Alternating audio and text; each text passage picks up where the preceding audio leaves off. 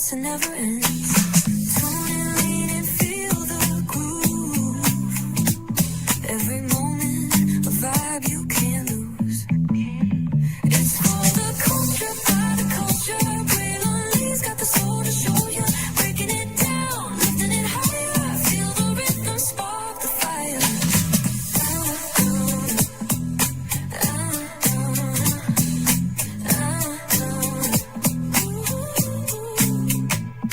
Hear the whispers in the city's hum. Echoes of stories where we're from. A beat, a step, a voice so clear. The pulse of us, it's all right here. We got soul, we got flavor. Every moment is a savior. Every experience is an overcomer.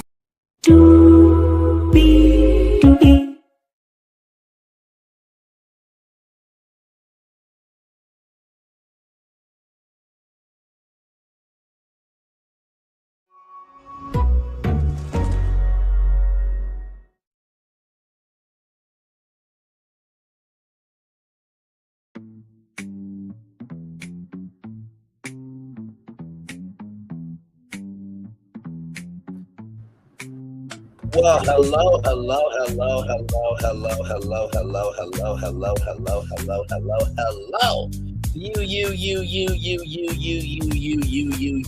You. Welcome into another edition of Brainley's Virtual Tour Live. Glad to have all you here. Now, listen, I need the idiots who do too much tour to be happening this summer. Milagro, Grams, Tasha K, always a loser, and doing the most in love will never be an option. Hosted by Ray J. I need that tour on the double.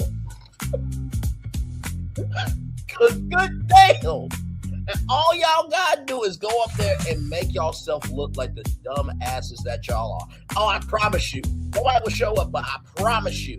Oh my God, the social media clips would be hilarious. Child, we got so much to talk about. So much to talk about, y'all. We got 1, 2, 3, 4, 5, 6, 7 destinations for you all. Miss USA, Miss Teen USA are back on television, courtesy of the CW. We'll talk about that. Michelle Buteau is not hosting The Circle. That's right, The Circle was on Netflix, but now it's moving over to Hulu, and celebrities are going to be a part of it. Michelle has some words for that. Big Tigger got arrested today, the day after Father's Day. We'll get into that. The Nintendo 64 game system turns 30 years old upon today. My Lord Jesus, life is getting older and older for me. Tucker Carlson is leaving the GOP. Yes, we'll talk about that as well. Are We There Yet has a brand new movie coming out called Are They Gone Yet? From Ice Cube and Nia Long. Very exciting there. And then Shrek 6. Shrek 5 hasn't even come out yet. Let's talk about it. We got so much to talk about. Yes, indeed. Shrek 6, my friend. We got so much to talk about. A whole lot to get through. Let me take down this iconic intro because Why Higher is Wayne Lowe's available. But either way, we got to go on toward now. Let me take down this iconic intro once again. You see that virtual tour background? Yes, you do. You hear that virtual tour music? Yes, you do. And then there is me. Hey, everybody. Welcome in. Glad to have all of you here. I know. So much news going on. And by the way, y'all, brother, can y'all believe that we have done 8,100 videos over here? Now, we crossed the 8,000 mark. Don't worry, I took a screenshot of it. Okay, I took a screenshot of it. But 8,000 videos. Most of them live streams, okay? So I appreciate y'all. I love y'all, and I value y'all so much. And it also goes to show there's always something to talk about. If you just expand your purview just a little bit, you'll be able to find something to talk about. So let's get to it because, like I said, we got 7 destinations for you all this evening. Shout out to the 3 people that are here. Let's get to it. Miss USA returns to CW following pageant ownership change. Now, for those of you who may not remember, Miss Universe was on Fox with Steve Harvey and IMG for a long time, but then it moved over to Roku. No one's heard about it since. So I'm assuming that Miss Universe will be back on television soon as well. So here we go. Miss USA and Miss Teen USA will return to airing on the CW. The network has struck a multi-year deal with BDE Miss USA, which now owns competitions, to air the two events in August. This comes after the network did not air the competition last year as a result of changes to the competition's ownership. Yeah. Hi, nice to see you. The CW had previously struck a 3-year deal in April 2024 to air the Beat Pageants. However, in May 2024, Miss USA 2023, Nola Voigt, and Miss Teen USA 2023, Yuma Sophia Zafar, resigned from their positions, accusing the organizers of abuse and bullying. Sequentially, longtime pageant coach Tom Border acquired the pageants, replacing fashion designer Layla Rose. The pageants have also been previously owned by the likes of 47 and WME's IMG. The CW did not air the events last year, marking the first time that the event was not televised since 1965. It streamed on the Beauty Queen Network. Its new deal is now in with Border.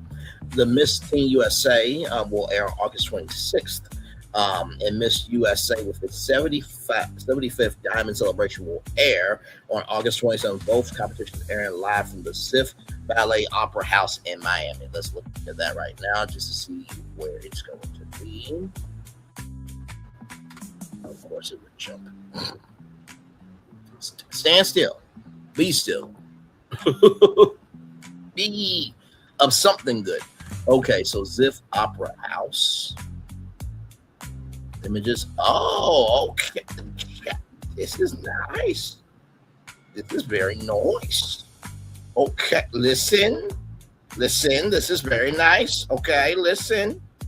I not bad. Okay, listen. Personally, I would not mind it being outside like Miami Swim Week, all the beautiful, women. And I'm saying this for the Miss USA pageant. We don't need teens, dressing provocatively and all that type of stuff. Let them be teens, okay? But the Miss USA, yes, we can have them outside, on the beach. Can we not do, Miss USA live on the beach of Miami? Swimsuits. Just saying, I ain't gonna wear no damn swim trunks though. Just saying. I got a decent body under here, but it ain't 6-pack. So just keep it in the butt. But that's a very nice venue, though. It's a very nice venue. The CW is proud to bring premier live event programs to audiences nationwide, and we are thrilled to welcome Miss USA and Miss Teen USA back to the network, said Heather Orlander, head of entertainment programming of the CW network. These two competitions deliver the spectacle, heart, and aspiration that resonates with viewers across the country. We are honored to broadcast both, especially as Miss USA marks its historic 75th anniversary. Bringing Miss USA and Miss Teen USA back to CW for both competitions is a defining moment as we celebrate 75 years of Miss USA, added Tom Border, chairman, president, and CEO of the Miss USA organization. CW reaches audiences in every corner of the country, and there is no better stage on which to showcase these 102 extraordinary women as they compete for two of the most iconic titles in the world, from the Arches Center in Miami to the international stages in Cambodia and Puerto Rico. This is a landmark year for our title holders, and we are proud to share every moment of it live with the American public. So congratulations on Miss USA reaching 75 years. 75 years is a very long time. The fact that it will be back on TV is huge, and I know a lot of people really don't watch CW like that, okay? Even Seth Rogen roasted the CW, okay? But I do believe that the CW is a sleeper network. They just need the right brand direction. Y'all would just have a brand strategist job on your job page next star, and you can make that remote. I would actually apply. Because, like I said, ABC, NBC, CBS, and Fox, they're for the industry. The CW could be for the creator economy and blacks and minorities in a way that has never been done before. So that's just my take. Y'all post that brand strategist job. Let me know. Okay, so just keep it up. So very, very well done. All right. More Brain Leads Virtual Tour Live coming up right from this space right here, right now. Michelle Buteau on not returning as host for the Roku reboot at Hulu. I hope you have fun putting a square in a circle. She's like, I'm big mother. I'm big mother. Okay, this is my show. Michelle Buteau hosted The Circle in the United States for 7 seasons, and with Hulu rebooting the reality competition, many viewers wondered if she would return as host. While appearing on Bravo's Watch What Happens Live, the comedian revealed that she would not be hosting the new iteration of the series. I'm glad that The Circle found a new home because it's a great show. Buteau said on the late night talk show hosted by Andy Cohen, I hosted the U.S. version, the longest running version, 7 seasons. The shade of it all. But you know what, though? It's not shade if you're being factual. And it was on for 7 seasons. But here's what gagged me. I put my foot in it, my back fat, my right titty. I put all the stuff in it. I cannot. She continued, but they're not going to go through with me being host. So I say, good luck, bless up. I hope you have fun putting a square in a circle.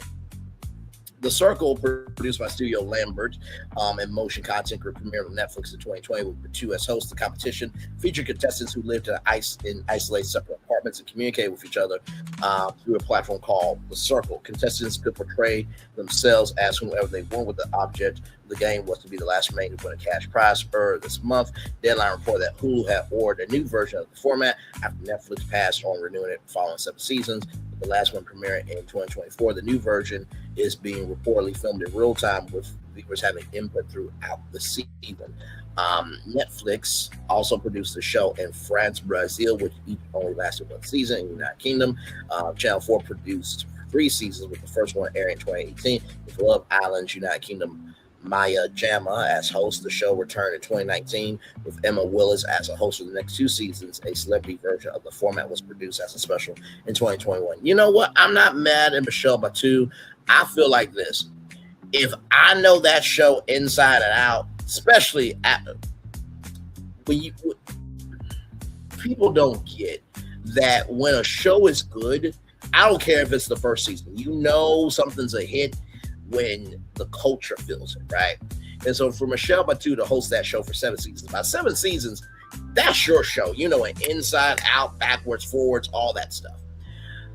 For Netflix not to host it is a backwards decision to me. I don't get why you want to renew something that's not working, right? And not to mention, too, don't y'all have an unlimited budget? I mean, hell, you're doing a whole reality competition based off of Monopoly, right? And Michelle Buteau, definitely, I've known her since VH1's Big Morning Buzz Live. That's where I first saw her, right? And then she did Survival Thickest. She's done some stand-up comedy specials. She's been around the way, okay? She is definitely known. She is a legend. She was even on First Wives Club with my wife, Jill Scott Lee, on BET, okay? So she's been out here. I think it is asinine, after 10, after 11, after 12, after 13 for Netflix not to renew the show, but it's also asinine for Hulu not to go to Michelle Buteau and ask her to host. Like she said, I hope you have fun putting a square in a circle. And child, if that show only works for 1 season, Michelle was right. But then again, there has been shows that have went on to do great things even after the host is no longer with the show, right? So there is that. All right, y'all. Big ticker. Pacific fun. Listen, y'all saw the thumbnail. You know my voice, and damn it, you know why you're here. Don't at me. Don't at me. Don't at me. Okay. So here we go. This is some news right here. Big Tigger busted for battery cruelty to children. This is an exclusive from TMZ. Okay, now this is all alleged. I wasn't there. You wasn't there. We weren't there. Okay, so we take everything for grain of salt that I am saying to you. Okay, Big Tigger was arrested for battery and third-degree cruelty to children on Saturday, this past Saturday. TMZ has learned, according to police records, the longtime radio personality, and former host of BET's iconic or Black-conic Rap City was put into the Fulton County Jail Saturday morning, but bonded out later in the day. Officials with the jail tell us Big Tigger, legal name Darian Morgan, was released after posting security bonds totaling $10,000 for a $9,000 bond tied to the aggravated battery charge and a $1,000 bond related to the cruelty to children charge. Tigger's arrest comes after we reported Morgan's wife, Alicia Brown, was involved in an alleged incident in May that prompted authorities to open of a domestic dispute investigation. He was identified as the suspect, although it's unclear if the incidents are connected. That is Alicia Brown there. And I did tell y'all that there was an interview with a brother, Alicia Brown's ex baby daddy, and he said that she would make up stories about men abusing her to get the men locked up. Okay, that's on Tasha K's channel. Okay, I did a whole review of that interview here on the channel, so you can go check that out. But after this tour, though, dispatch records show Brown sought medical treatment for her injuries before police were contacted and an investigation was launched. She was later transported to a hospital, though authorities know her injuries were not considered life-threatening. Tigger previously told TMZ in regards to Brown's claims, "I appreciate the support and concern that so many people have shown, and I want to categorically say that these allegations and accusations that have been circulating are false." He added, "Out of respect for everyone involved, I ask for grace, privacy, and restraint as our family navigates this difficult moment," and told us, "I remain grateful for the trust that so many of you have placed in me throughout that journey. I intend to continue living and leading in a manner worthy of that trust." Now, I'm going to be real with y'all. This was a statement from V103, okay? So Tigger did not tell TMZ this. He was on V103, and then TMZ remixed it and then added the quote from V103. Okay, I just want y'all to know that we actually played what Big Tigger said on the show. Okay, so the recent documents didn't reveal further details. It's unclear whether any arrest was made or charges were filed at the time, and Tigger's recent arrest doesn't state whether or not it is connected with the alleged incident involving his wife. It's unclear what prompted the cruelty to children charge, although worth knowing the veteran personality working with son with Alicia in 2025 at the age of 51 years old reached out to Tigger. So far, no word back. So, what do I think about this destination? Well,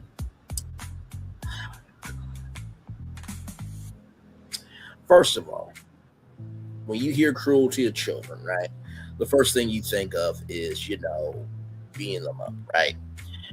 And there was a time period where whooping your kids was not a crime. But now whooping your kids is a crime, right? I got whoopings. We didn't get too many of them. Neither did my sister. But whoopings, were a way of parents getting to you before the world got to you, right? So I would say, let's hear all the charges, okay? Let's hear the police report and why he got arrested, because I don't think Big Tigger would be cruel to children. I just don't want to believe that. And then of course here, let's see here. And then right here, busted for battery. Now we don't know if that battery is related to the DV charge that Alicia Brown came on with the, oh my God, what was the, what is the stitched scar right here and the black eye? So we don't know if it's related to that, but just praying for everybody involved. Okay, so that's all I have right now on Big Tigger. If there's anything else, y'all know I will bring it to y'all. Okay, all right. Now, speaking of bringing things to y'all, okay, Nintendo 64, or excuse me,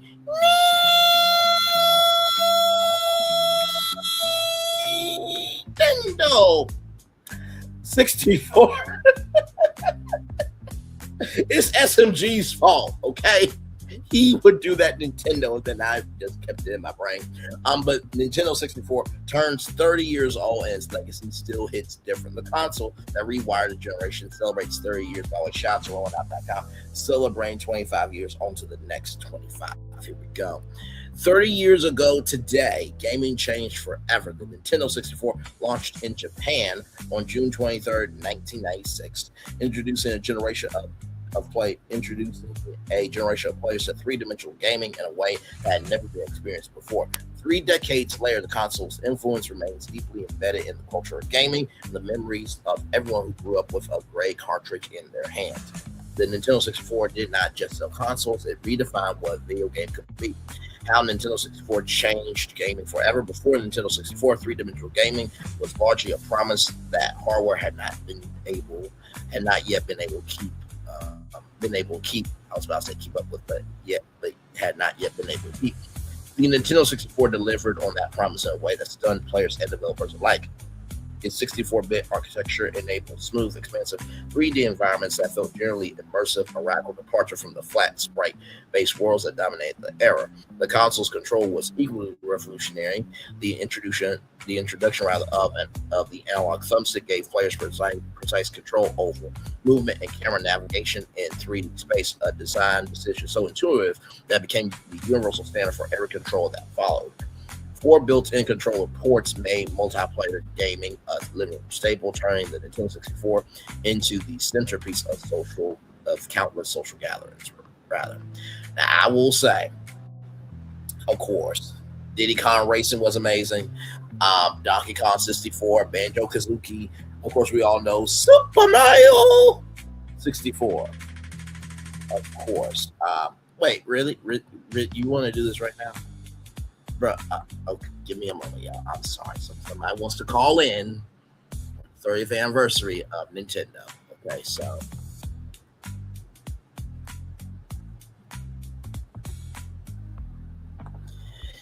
God, I'm sorry, y'all. You would just think that somebody would just have some damn decorum. Okay?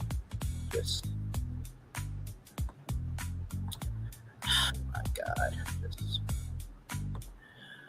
All right, good sir. Happy 30th anniversary to you. Yes, we're talking about the Nintendo 64 game system. What do you have to say upon this historic day? You're fantastic. Well, thank you. I know you're going to be a great typist one day. Well, thank you. I'm going to fly for you. I asked you to fly.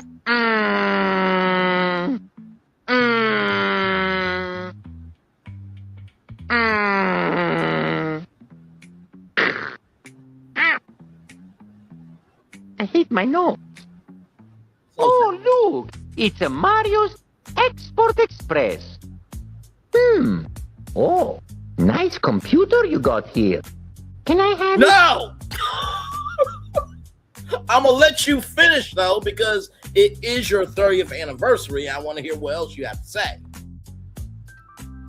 Uh-oh, that wasn't as fast as last time. Let's try again, okay? Hoo-hoo! I always want... The show is not as fast as last time, bro. I'm literally giving you time to speak. Go ahead. To type. Mario's Wet Word Challenge. Wait, hang on. I'm sorry. Hoo-hoo! I always wanted to type. Mario's Wet Word Challenge. Okie dokie. Get ready to move your fingers. No. I'm lazy. Oh, boy. Finally, I'm going to get to move on the ground. Here we go. Moving on the ground, moving on the ground.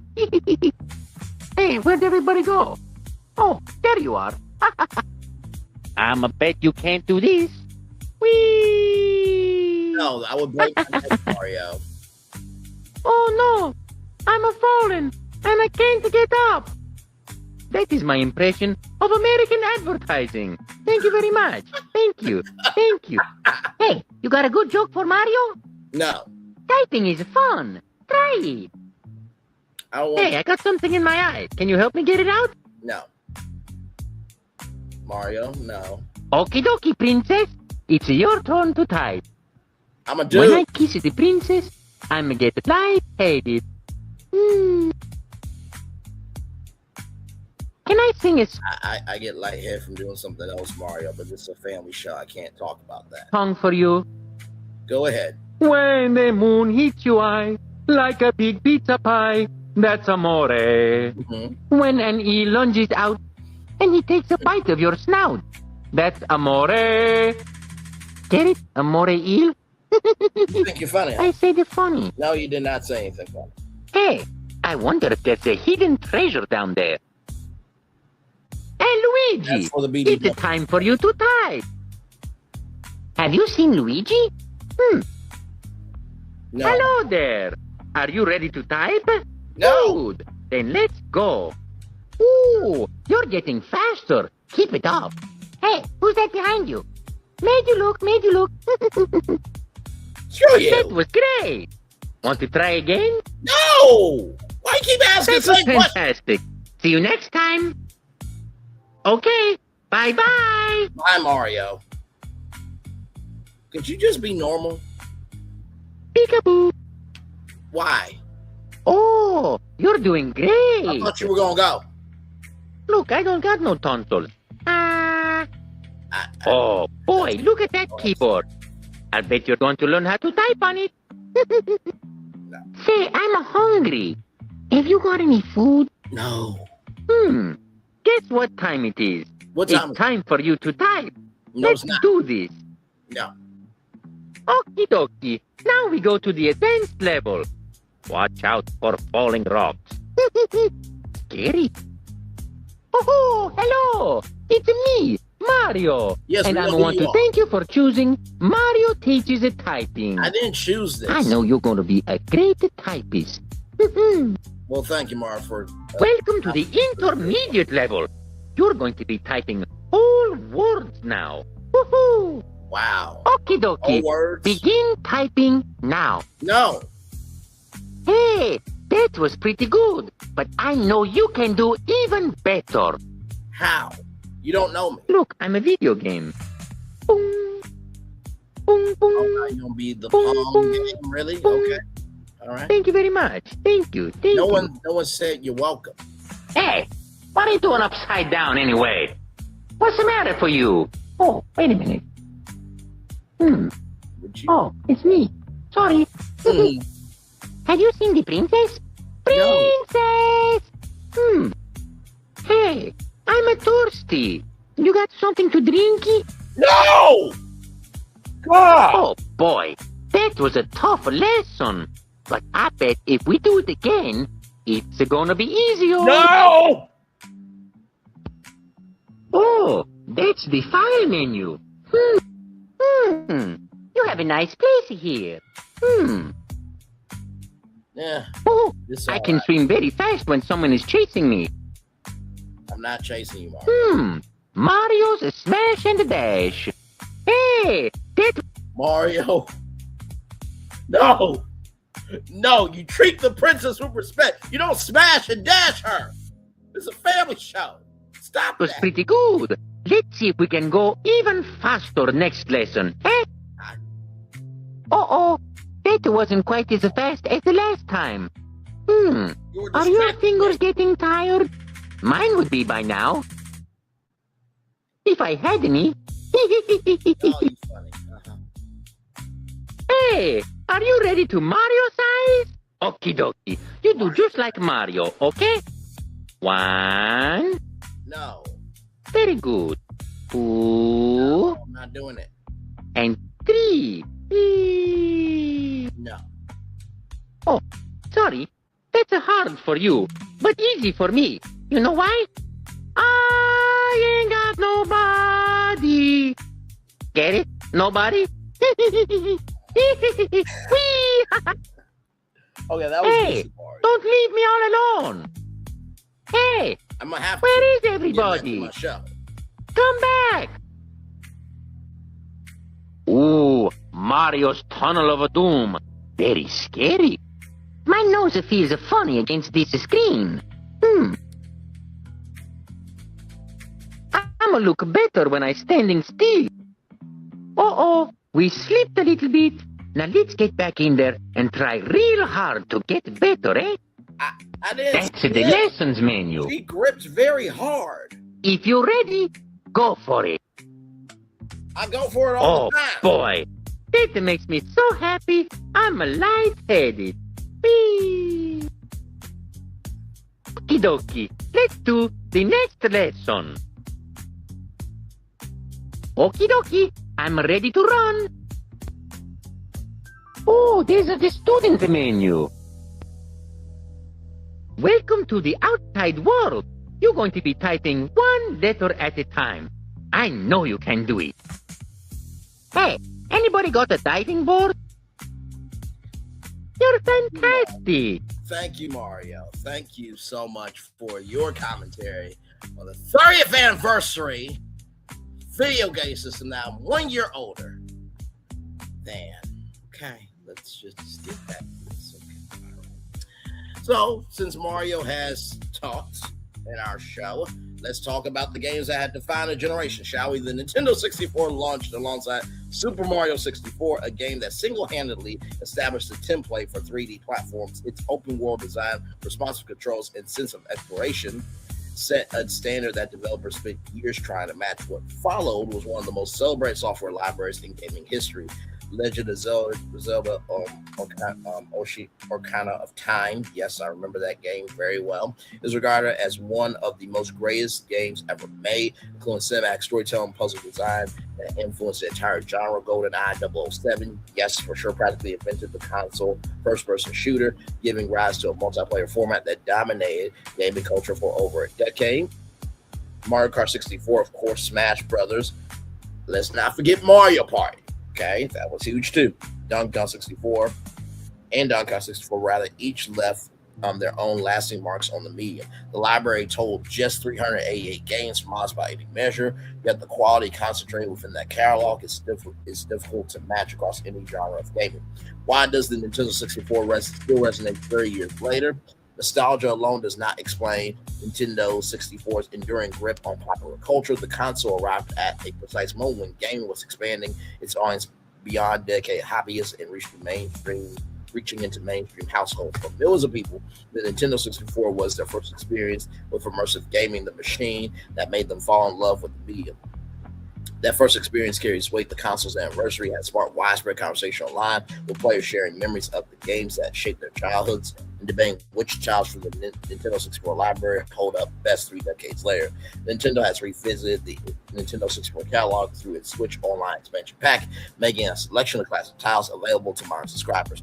But for those who were there in 1996, no digital library quite replaces the experience of blowing into a cartridge and hearing Super Mario 64's opening for the first time.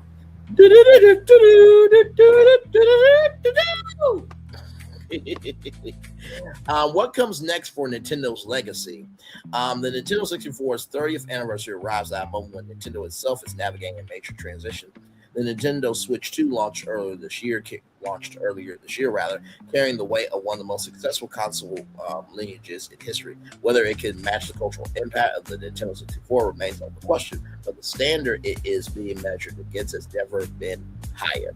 30 years on, the Nintendo 64 is not just a piece of hardware, it is a milestone in the history of entertainment. So there it is there.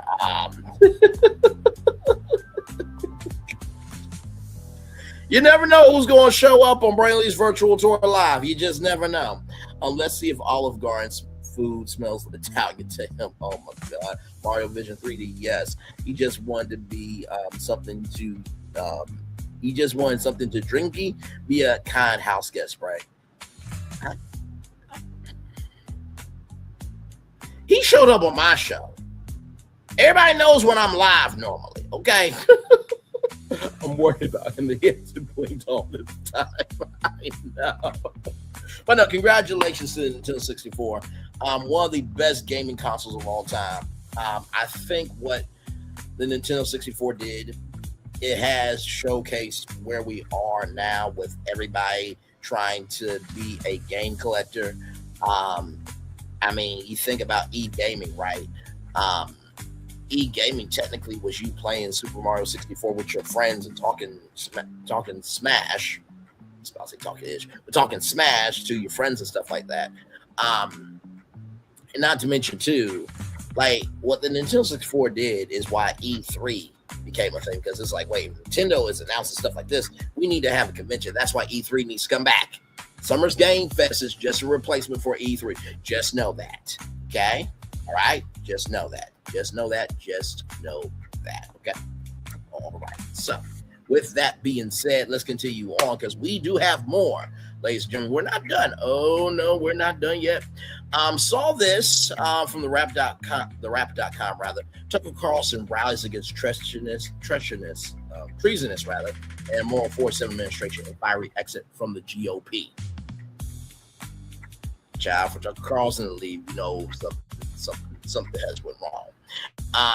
video. You cannot have a government that calls itself a democratic republic, and that is represent interests outside the country, the conservative commentator adds.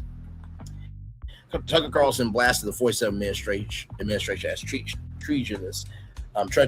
treasonous, and immoral while making his exit from the Republican Party official. Tucker Carlson, a longtime conservative pundit who famously worked for Fox News for nearly 15 years, shared his stance on the Can't Be Censored podcast, where he explained his decision to distance himself from President 47 and the GOP in the wake of his disapproval of the Iran war.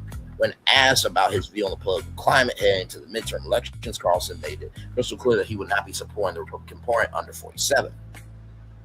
Well, the poll numbers now are, tell a pretty clear story about it. He said, I would not support the Republican Party. There's no chance I would support the Republican Party.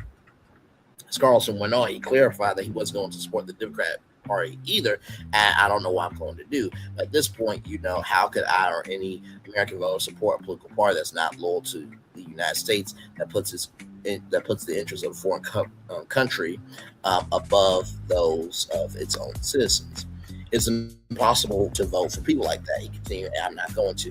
I voted Republican my entire life. I worked at Fox News, CNN, MSNBC, and I've been a consistent defender for 35 years of the Republican Party. I mean, very consistent defender, but there's no defender because it's immoral. Per Carlson, the Republican Party today, which is led by 47, is doing the exact opposite. Exactly the opposite, rather, the GOP stands for, which he said is represent its own voters, its own citizens, its own nation, and they're not doing that. So no, I'm out. He added, if I'm out, then I think a lot of other people are out. Later in the sit down, Carlson shared that he never understood the Make America Great Again mantra made famous by 47 administration. So of course, it's not that one. LFG. In terms of a read from the American people, often they feel the same way as you do, and maybe some of the others that have moved away from the Republican Party and have moved away from President Trump because of the war and these issues. Do you think that the midterms are going to be like the first chance for us to get a temperature read of how? By the way, can I just say this studio is wonderful? Like, if I was doing Brainley's virtual tour, like, hello, chair here, guest there, I'm talking about the highest destinations of the day in this type of studio. Yes, and yes. Okay. The American people are feeling towards Trump, and but also too, I will make it feel a little bit more home too. And some of these issues that you're talking about? Well, the poll numbers now are, tell a pretty clear story about it. I would not support the Republican Party. There's no chance I would support the Republican Party. I'm not going to support the Democratic Party. I don't know what I'm going to do. But at this point, how could I or any American voter support a political party that's not loyal to the United States, that puts the interests of a foreign country above those of its own citizens? That's it's not possible to vote for people like that, and I'm not going to. And I think I voted Republican my entire life. I worked at Fox News, CNN, right. MSNBC. I've been a consistent defender for 35 years of the Republican Party. I mean, very consistent defender. But there's no defending this because it's immoral, and it's exactly the opposite of what a political party in a democracy is charged with doing, which is representing its own voters, its own citizens, its own nation, and they're not doing that. So no, I'm out. And if I'm out, then I think a lot of other people are out. Well, I mean, Marjorie Taylor Greene, who I know that you're close with, is also out. I was working at not the CBC, another network, and I covered the 2016 campaign, and we went all across the United States. And by the end, when I was in New York City, I thought to myself, okay, Donald Trump is going to win. I had an understanding at that point in time of what the MAGA movement was. What is your definition today of what MAGA now means? I never understood it. I mean, I think there was a strong latent desire in the hearts of a lot of Americans to improve the country, make America great again. So on a literal level, people wanted that. They still want it. I still want it. But it was imprecise by design. So the phrase America First, however, which has kind of been retired, you don't hear that very often, is precise. Just put your own country first as you make decisions as a leader of your country. And that's very obvious.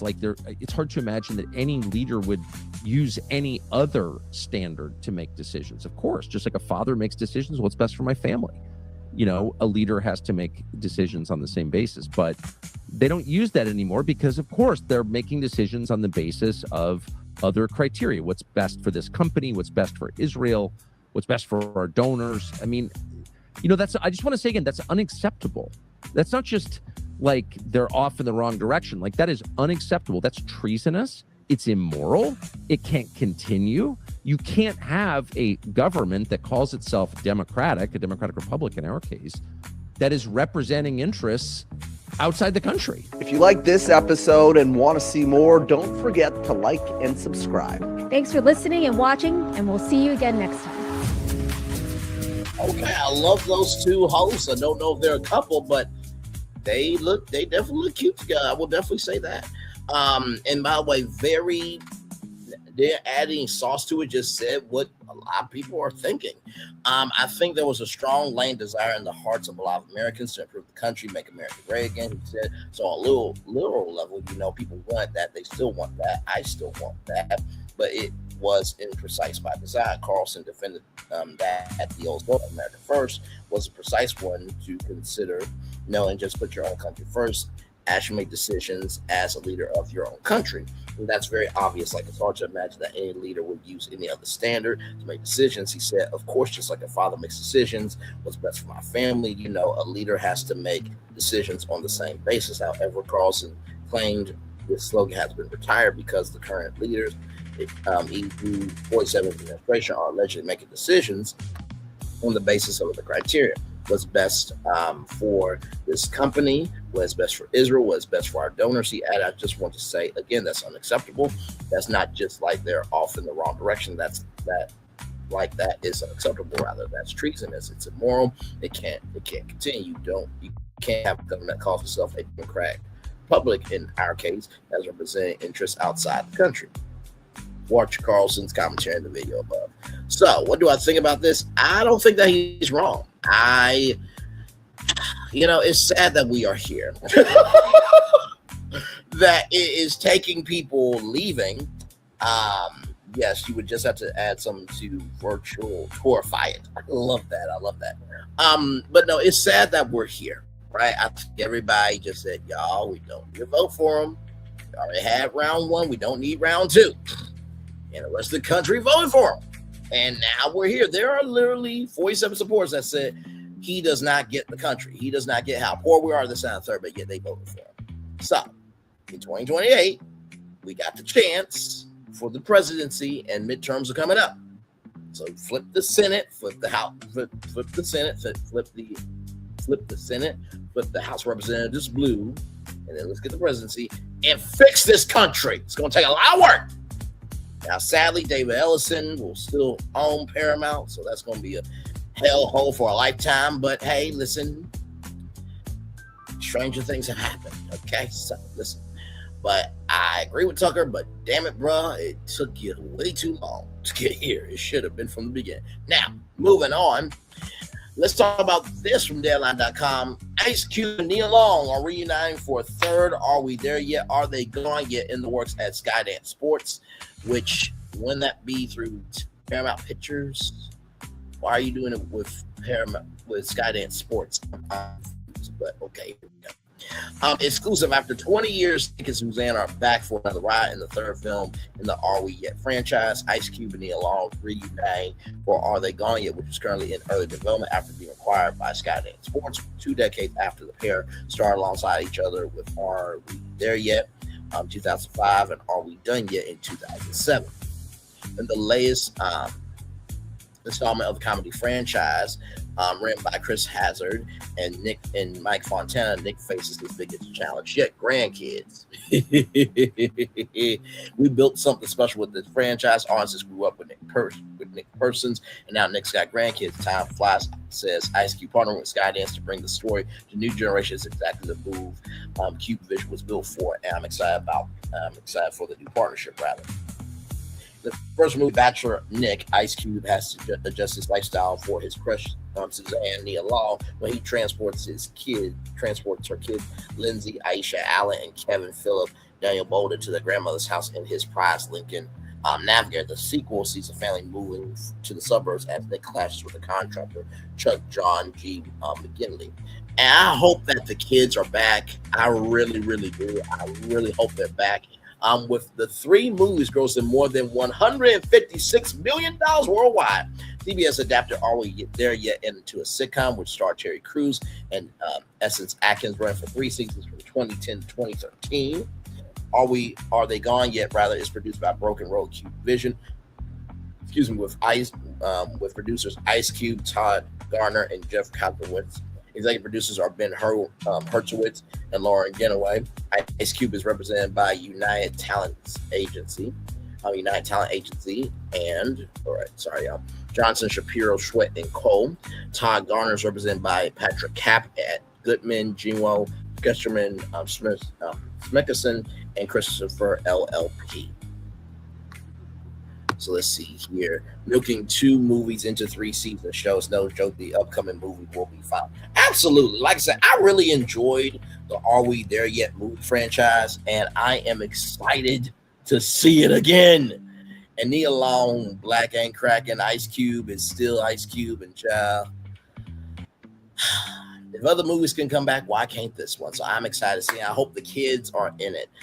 For sure. So Are They Gone Yet? Will be coming out soon. All right.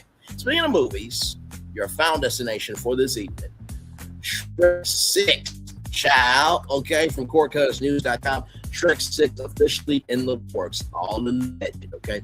DreamWorks Animation is moving forward with development of Shrek 6, positioning it as the next chapter in one of the animation's most enduring franchises. According to one of the stars, the decision comes amid renewed momentum for the series, which has captivated audiences for over 2 decades with its reverent humor, fairy tale parodies, and heartfelt themes of acceptance of family. Dana Carvey led clip on a recent episode of his final podcast. According to Carvey, I saw him directly reviewing 2 more, as reported by MovieWeb. So Shrek 5 is approved. So this would be to Shrek 7, I'm assuming. So the green light for Shrek 6 follows closely on the heels of preparations for Shrek 5, scheduled for a theatrical release on June 30th, 2027. Industry insiders indicate that the studio views the 5th installment as not as a conclusion, but as a pivotal bridge to further adventures with core voice talents Mike Myers as Shrek, Eddie Murphy as Donkey, and Cameron Diaz as Princess Fiona all return. The franchise maintains its foundational charm while introducing fresh new elements, keep the story evolving. New cast members are expected to enrich the world of Far, Far Away, building on the narrative threads established in earlier films. Shrek 5 is described internally as a substantial reinvention, shifting focus towards Shrek and Fiona navigating parenthood with their adolescent ogre triplets. This family-centric approach has opened natural pathways for Shrek 6, potentially exploring deeper dynamics of the kingdom as the next generation comes of age. Screenwriters and directors involved in the project are poorly crafted stories that balance nostalgia and with contemporary animation techniques, ensuring the films appeal to both longtime viewers and a new wave of younger audiences. The broad Shrek universe continues to expand in tandem. A standalone Donkey film is already in active development for a 2028 release, following the swamp-dwelling sidekick and his dragon family on independent escapades. That is going to be funny as all get out.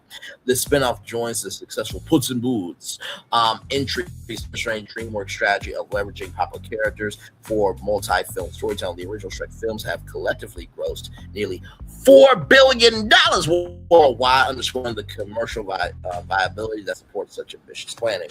Animation advancements play a key role in the franchise's revival. Early visuals for Shrek 5 showcase refined character designs and vibrant environments addressing past criticisms while preserving the distinct style that made the series iconic for Shrek 6.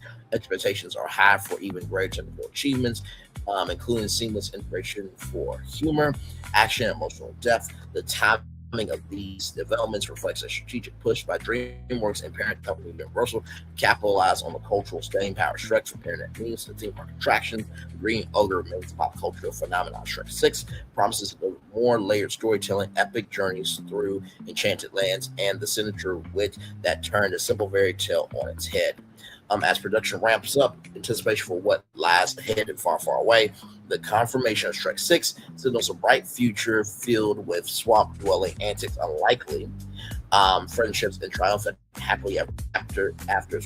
fans can look forward to a slate of releases that will keep the magic alive for years to come, cementing Shrek's legacy as a cornerstone of modern anime entertainment.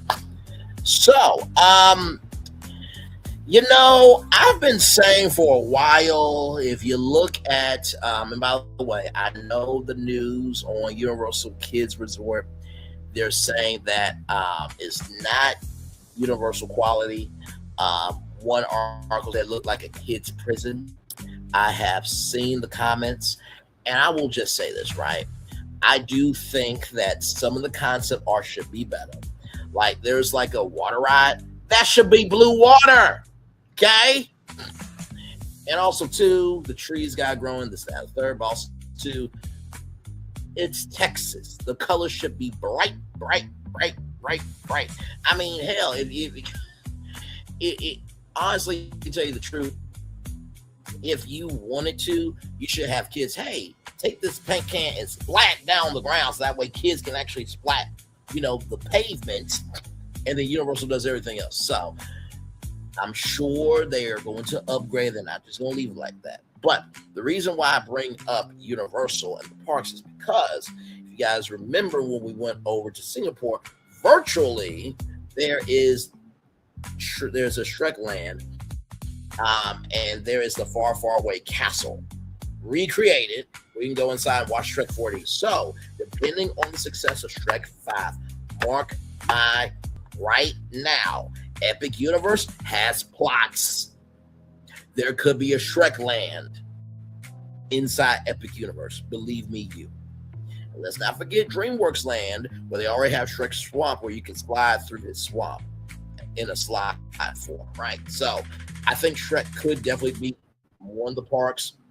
I remember when they took Shrek 4D out, and now they're probably wondering, man, should we get Shrek 4D? Probably back to the parks. So you could be right, more implementation in the parks. You're confident on that. I think it's missing flowers and plants for sure. So we're going to take a little bit of commercial break, and then we'll be back with more. We are live on tour. Like, comment, share, subscribe. We'll be back right after this. Roll it.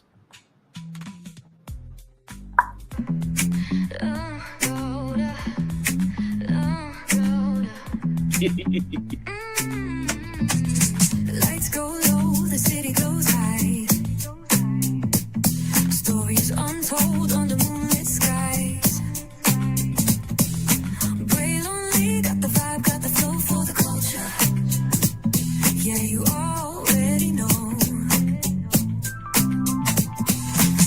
Turn it up, lean back, feel the breeze. Late night truths drifting through the trees. It's for the culture, by the culture. Braylonly's got the soul to show ya. Breaking it down, lifting it higher. Feel the rhythm, spark the fire. Headlines flip with a soulful twist. Behind the scenes where the magic sits. It's the heartbeat of the now and the then, where the story starts and never ends. Tune in, lean and feel the groove. Every moment, a vibe you can't lose. It's for the culture, by the culture. Braylonly's got the soul to show ya. Breaking it down, lifting it higher. Feel the rhythm, spark the fire.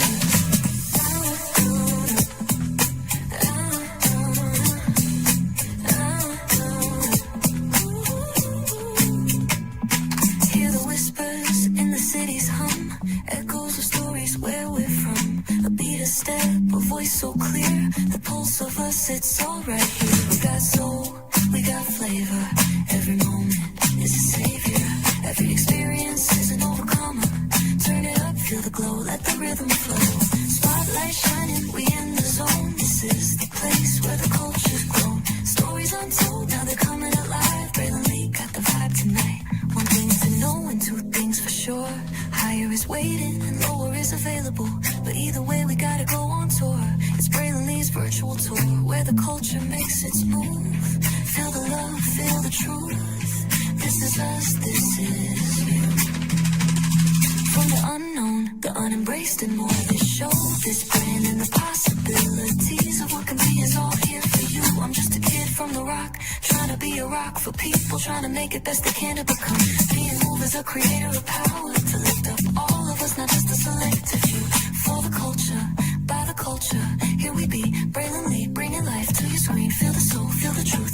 Trust and belief is entertainment. News done away with. Openly, spotlight sharp like a diamond shine. We see the stars, but the stories align. Deep in the soul where the heartbeats find. The pulse of the people redefining time. Just a pro tip, people have to earn the right to hear your story, but in addition to that, people have to earn the responsibility to be a part of it. Just because we are not seen by everybody doesn't mean we are not being seen by who needs to see us. Noise equals attention and sound equals purpose. Anybody can be a creator, but it takes a somebody to be an artist.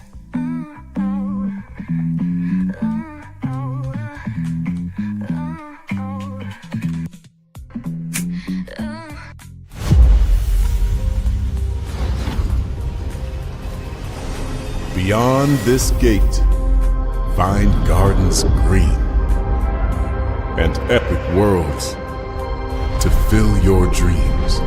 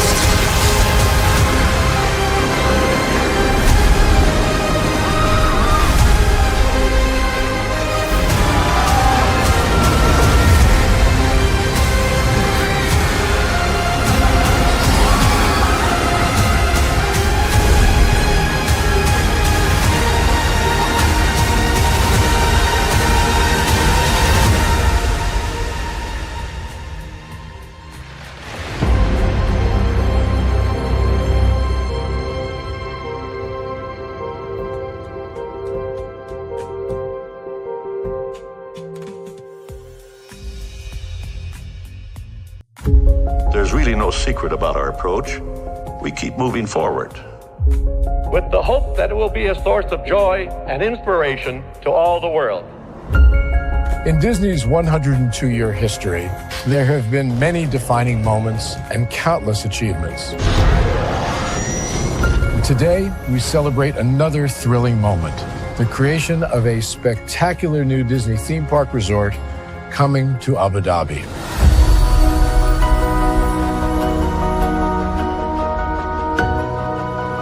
Abu Dhabi is a place where heritage meets innovation, a place where we preserve our past while designing the future. Bringing a Disney theme park resort to Yas Island, Abu Dhabi marks a historic milestone in our journey as a global family destination. The 7th Disney theme park resort destination represents a new frontier in theme park ambitions. Our resort in Abu Dhabi will be the most advanced and interactive destination in our entire portfolio. The location of our park is incredibly unique. It's anchored by a beautiful waterfront, which will allow us to tell our stories in completely new ways. Ultimately, this project will be a celebration of what's possible when creativity and progress come together. What we are creating with Disney in Abu Dhabi is a whole new world of imagination and experience that will inspire generations across the region and the world. This collaboration represents a powerful fusion of Disney's unmatched legacy in storytelling and Mirar's commitment to bringing world-class entertainment to our guests. Abu Dhabi's vision for the future is to create a legacy for generations to come. Disneyland Abu Dhabi will be authentically Disney and distinctly Emirati. An oasis of extraordinary Disney entertainment at this crossroads of the world. It will bring to life our timeless characters and stories in many new ways, becoming a source of joy and inspiration for the people of this vast region to enjoy for generations to come.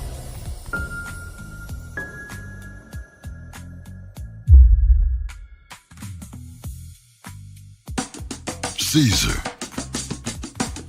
Just look at him. Politician.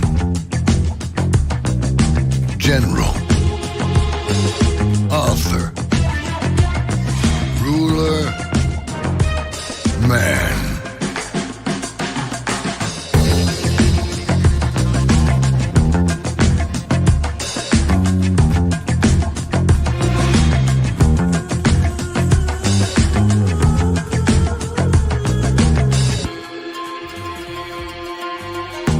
Legend has it, he's not only stared into the belly of the beast, he's had it for dinner. Here he's free to relax, or party, or relax, or party, or relax, and party. His is a world of opulence, excess, and the occasional impulse buy. Not one to rest on his laurels, he's famous for ushering in a new age of entertainment. So, for anyone seeking a place where the sun never sets on a good time, all this awaits. I am Caesar, and I approve this palace.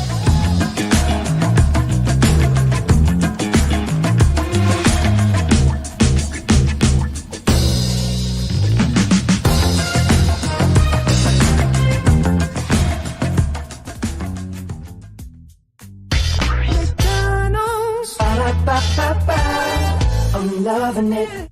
McDonald's. I'm loving it. McDonald's. I'm loving it. I love you right back so much. I had to tell you thrice. Welcome back here to Brayley's Virtual Tour Live. We are live on tour. Yes, indeed. Las Vegas commercials. That's one of our Caesar Palace commercials. Your palace awaits.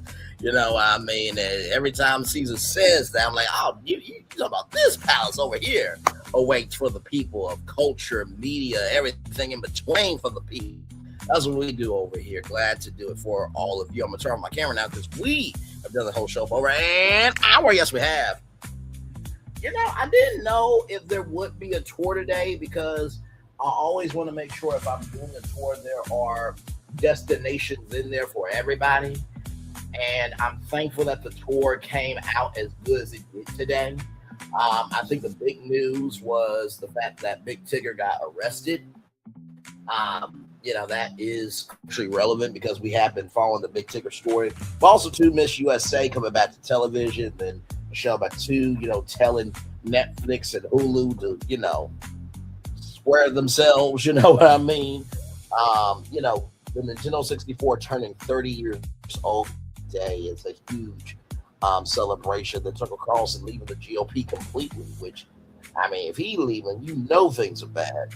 And then, of course, are we there yet with a brand new movie called Are They Gone Yet? So I'm guessing the grandkids have moved back in with Nick and Suzanne. And then, of course, a Shrek 6 may be on the way, even though we haven't seen Shrek 5 yet. So a lot going on in the culture in all ways. And I think that's the thing I love about our show. You never know what you're going to get over here. But you're going to get something, right? Before I used to cover 5 to 6 destinations. Now it's about 7 to 8. Because my thought process is, out of all these destinations I'm gonna cover, there's gonna be at least one you're gonna be tuned in. So thank you, good sir. So if you were looking for Big Tigger, you have to wait till the 3rd destination. If you were looking for, what's going to happen with pageantry, it's the first one. If you were looking for video games, you got that. If you were looking for animation, you got that. If you were looking for social issues, you got that. Like, life is not one-dimensional, so I don't know why we make our content one-dimensional, right? I think that you guys can definitely say that you guys know Braylon from this channel. Now, of course, y'all know YouTube Braylon, right? That's different than being in real life with me. But everything that I talk about, I'm genuinely interested in. There's not one topic that I'm not interested in. If I'm coming on YouTube to talk about, believe me, I have done my research. I have sat with my thoughts. And I have understood where my energy is coming from, because I never want to come to y'all with anything that doesn't feel authentic. I think that's very important, right? Like, for example, I know it's been a minute since we did BFP Imagineering Live, but when you hear like Dark Universe doing an expansion, okay, well, we knew that there was an amphitheater concept art. That's not really news to me. The testing of the Celestial Park being open, okay, that's not really new, because those have been rumors for a long time. But when we saw that Disney was getting into AI and doing it with theme park design, that's worthy of going live, because that's something culturally sound that needs to be talked about, right? So, like I said before, it's better to place in 3rd place than to place in 1st place all the time. I'm good with placing in 3rd place, being in peace, having my mental health together, covering a multitude of things, and still being myself. Just saying. Because we do cover like the drama of what's happening, but we also cover the upside, such as life. So, but yep, after this month, Disney, you got one more month to D23. I know Josh Jabar, he seems like, good damn. We gotta do a good D23, because if we don't, Bray's gonna ream us up the behind. Just, my God, and I will. I think there's somebody in our group chat, I believe, going to the Phil, sent the group chat something of somebody already has live stream scheduled for D23 in August. Now, I'm gonna be real with you. That's a good idea and kind of a bad idea, because of the fact that you want to build anticipation for it, right? So whenever you're doing like live stream content, let's see here, makes a show makes itself when it has life behind wanting to speak on it. Absolutely. We never just do a show just to do a show. I've never rolled that way. I feel like that's inauthentic, disrespectful, and classless to your audience if you're just doing a show just to do. And like I said, with D23, it's August 13th, 14th, or 15th. If you post that now, right, your audience is about seeing content in real time. So now you're making them wait all that time, right? So it's like, okay, there's nothing happening now. So that deflates the energy out of, your energy. You know what I mean? So I'm not saying that's a bad strategy, but just you want to make sure that when you are doing content, that you are responding according to the time that the content is being talked about. So I don't know if anybody else really talked about that Adobe AI stuff with Disney. I don't know if anybody else talked about it. I'm sure if I do like a deep dive research expedition, I'm sure that other kinds of person talked about it. I'm sure.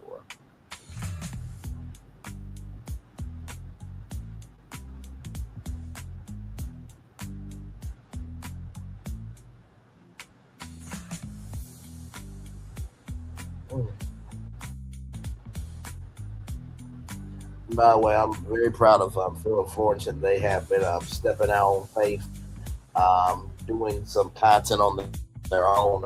This past Saturday, we did a interview with somebody talking about Once Upon a Studio. What do you mean you have? Oh, you mean the Adobe Disney? You haven't seen anything thus far? Okay, thank you, good sir. I would figure that other people would talk about it. I mean, it is a big deal. I certainly thought Capture the Magic would talk about it, since he said AI doesn't create anything new. I would assume he would at least talk about it. But like I said, I have no smoke with nobody, y'all.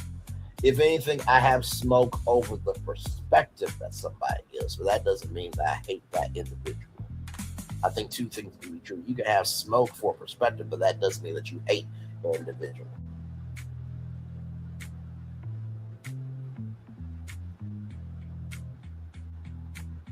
So, but yeah, we did an interview talking about Once Upon a Studio, and it was a good interview for what it was. I wish that we could have had a little more time, but hey, we did the best that we could with it, and I don't know if Florentine will post it anytime soon, but it was a great time. It really was. So.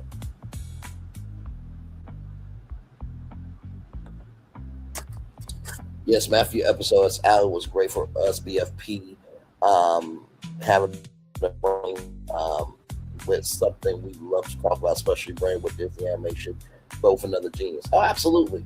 Absolutely. Like I said, I wish we could have just had a little more time, because we were really starting to get into our groove with him. And I feel like he was starting to get comfortable with us. But it's all good in the neighborhood. It really is. And maybe he might come back for a part 2 to really dig deep into it. But yeah, it was good. It was definitely good. It was definitely good. So.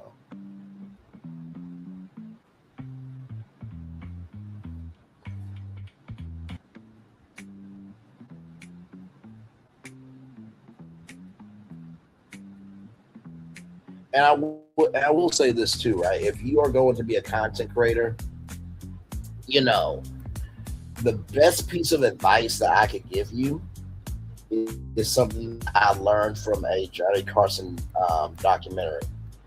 Don't be hot on a cool medium. Don't be hot on a cool medium. Don't be hot on a cool medium. What does that mean? Y'all know how I always say each platform requires a different energy.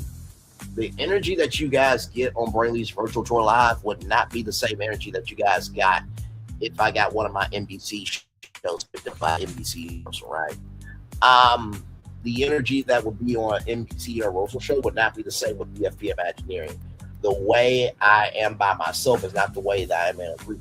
The way I'm in a group is not the same way that I am in an interview, right? So when it came to the Matthew interview, think if you guys go over Fortune's channel, what you guys will see me very, not so much reserved, because I don't think I'm a reverse personality, but you guys definitely get to see me more pulled back and more observant and definitely more conversational. Not saying that I'm not conversational over here. I am, but hello, it's Brainley's virtual tour. You know, when you hear that dun dun dun dun dun dun, lights go low, the city glows high. You know, that's the show, right? So I gotta bring that energy. But with this interview, you definitely see a different side of me. Yes, I think another episode he came from One Spot Studio. It was dinner time for him, definitely filled with love.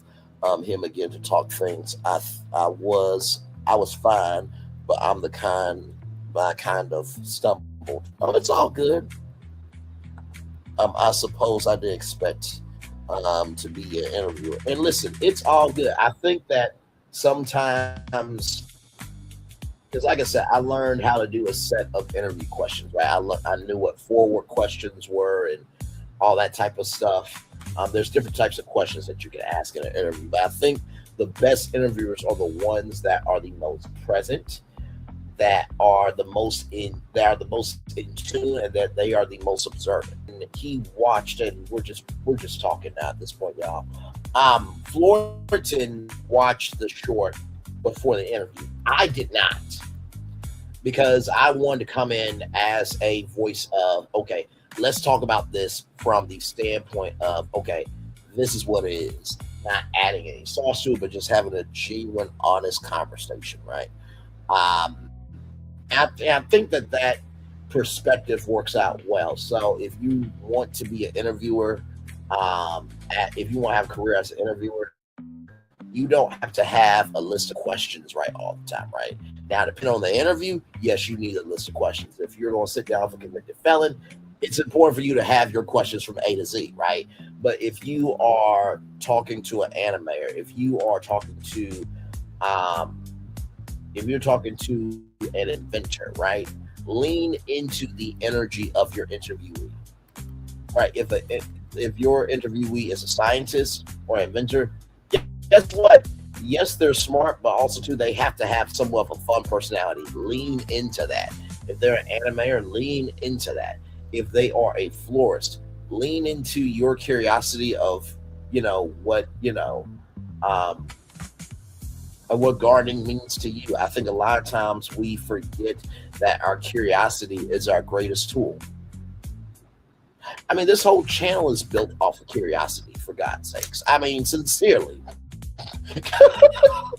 Like I always say, the three perspectives I always have is either I know the content I'm talking about, I don't know the content, but I know people who know of the content. If I really don't know something, I'll do my research. If I really, really don't know something, I'll give my best honest, genuine. So those are the four perspectives that I give. And I try to lean into those, right? Lean into the energy of yourself, even if it's foreign territory to be you. That's all you need. Exactly right. Like, each platform requires a different energy. Like, if G4 was still around and they called me and said, hey, Bray, we need you to do live coverage of D23 on G4. I'm like, okay, now, I'm not going to be safe. What do you mean? I'm not going to say everything that Disney announces is great. If something's not great, I'm going to say it. Now, will it have the same veracity as on BFP and Brandon's Virtual Live? No, because that platform is live national television with advertisers and sponsors and other parts of a connected web, right? So you can't really just go to hell. But there is a way to critique something and still have your soul intact. There is a way to do that. What I mean? But hey, to each their own too. So, man, just a little one-on-one media talk. That's all.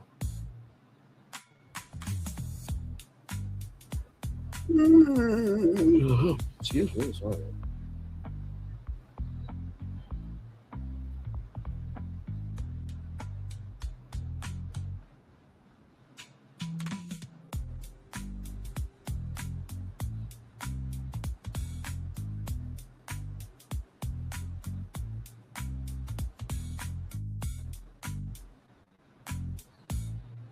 Yeah,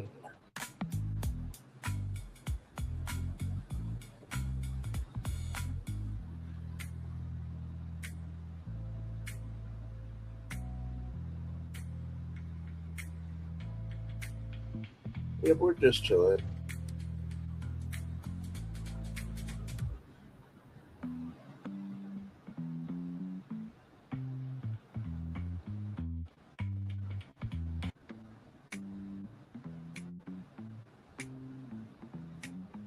Yep.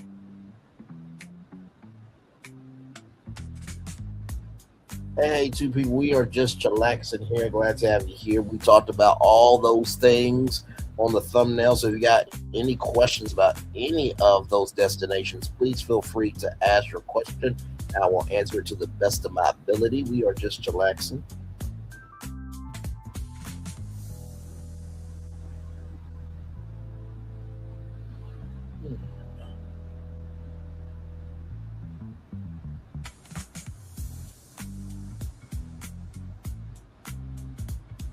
Just chillaxing.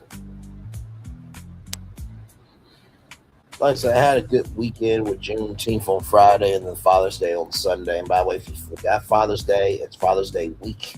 Okay? Father's Day was Sunday, but you can celebrate it all week long. So,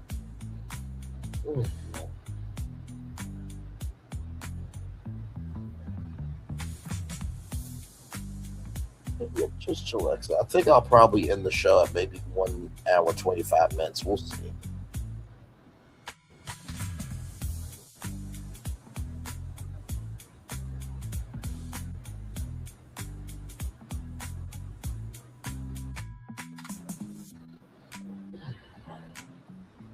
Warrington, what was your favorite destination tonight out of all the destinations? Because we did talk about a lot.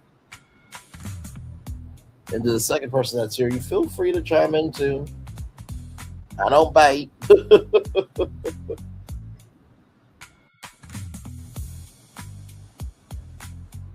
Give me one moment, y'all.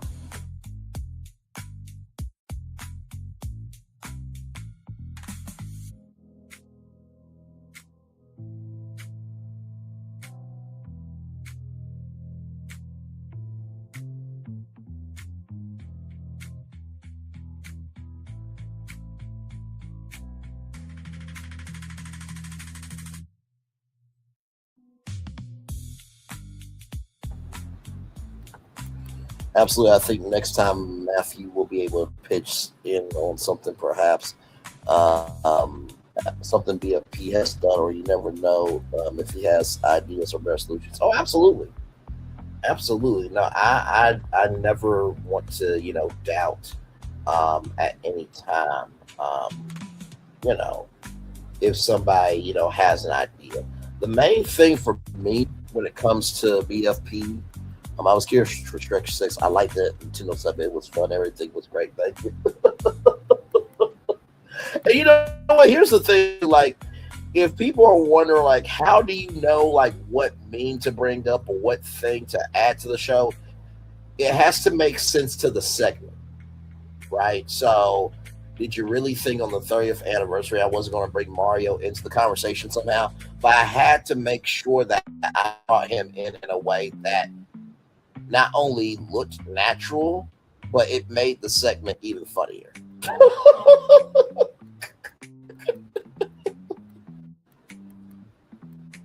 Yeah, I was curious on Shrek 6 as well. I had no idea that a Shrek 6 was even going to be announced.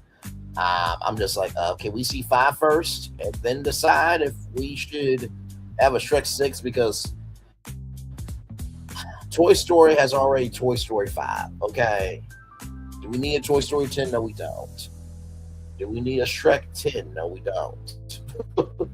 Not everything needs to have a 10, right? I think that sometimes we need to appreciate the classic that something is. Just saying, right? So we'll see. And like I said, I do think that Universal will be watching Shrek 5 to see what the numbers are. And if it does well, they're definitely going to try to implement it at all. I'm not surprised if I had to guess something is moving on on is moving on Toy Story. No, I agree with that. I definitely agree with that.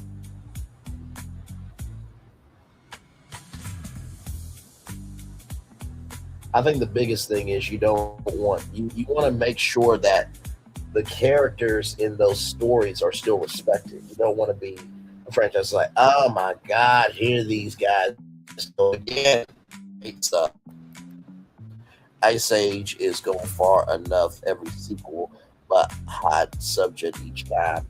Yeah, you know what? When I saw that Ice Age was coming out for a new movie, I'm like, you know what? I'm here for it. Why not?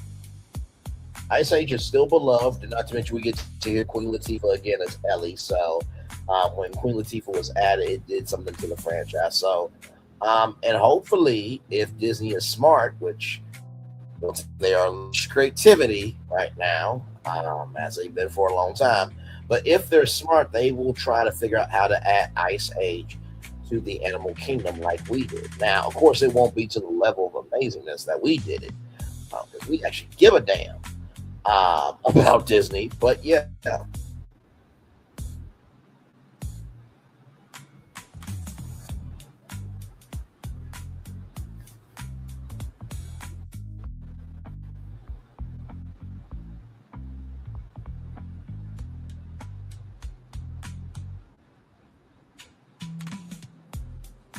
So yes, indeed. And yeah, I know what y'all gonna say. Bray, do you really think Josh tomorrow is ever gonna respect you one day if y'all ever meet in real life? It's like, well, first of all, I think I'm not the only person that complains about Disney all the damn time. Okay, I know I'm not the only one, but at least with me, I do want Disney to win. You know what I mean? So I'm not just saying Disney sucks and not talking about any solutions to help make it better. I don't believe in having that type of mindset. That does nothing for nobody. You can ask Phil and Florentin how many times I've done a Disney live just to give ideas. Like, I am pro Disney, but I'm also not going to take them being fake and just accepting anything from them. No, we have the right to question if they are doing something that matters or not. We have the right to do that, just like we have the right to do that to Universal. When it came to the Fast and Furious roller coaster, I said, are y'all stupid? Are you out of your minds? Are you behind? Do you have behind the 8-ball energy? I said, and I quote, that it should be a Rainbow Road roller coaster right there. Okay. And then you have the New Dog City town hall, or New Dog City City Hall indoor, 4D experience with Pikachu powering New Dog City. And then I say you bring Yoshi's Island to where the Simpsons is. So you can do that 3-peat like Harry Potter. We also complain about Universal. But it's just right now, Universal actually is understanding themselves and they're about it. And Disney is not. So therefore, I have to be honest. Once again, you saw the thumbnail, you know my voice, and damn it, you know why you're here. Hell. If you want a theme park, apologist, well, Universal or Disney, they're going through a rough time right now. But come on, guys, everything's going to be okay. No, that's not what this channel is. The hell? I think the Furious Coaster, Orlando announced we could have waited a bit so we could be more suspicious of what's being built. Yeah, I do agree with that. I think that I don't think that people really want Fast and Furious at the parks. I just don't. I just don't. Now, I will say I think it is cool that, you can be in the cars from the franchise and that they, spin around, fully and stuff like that. I do think that stuff is cool, but it's just like, come on, the vibe is Nintendo right now. I would say more people know Nintendo than Fast and Furious. I know that seems like a stretch. I know I just offended the family just now, but come on now.